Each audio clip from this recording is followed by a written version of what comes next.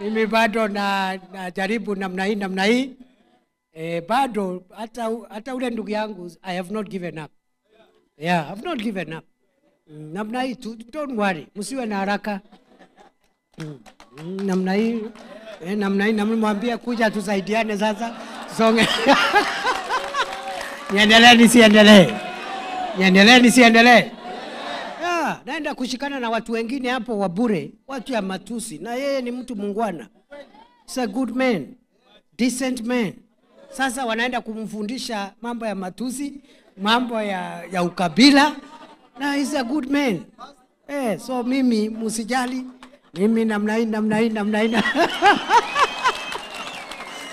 Bana, tuwezi kubali. Ale ndugu yetu anaenda kuungana na watu wengine wakora.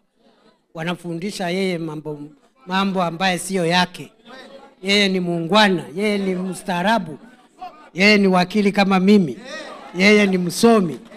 Yeye ni mtu organized. Yeye ni mtu ya kanisa. Kweli si kweli?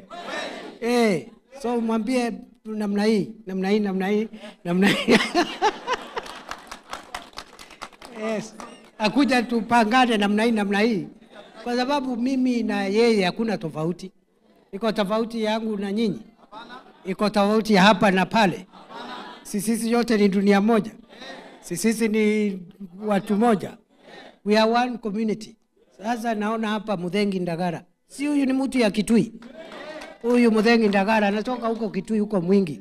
Ni mtu ya Mwingi huyu, Mwingi North. Yes. Lakini anaongea Kitharaka. Hata Wakamba wengine wako hapa chini kwa huko Tharaka. Wanaishi huku ndio kwao. So msiletewe mgawanyiko ambao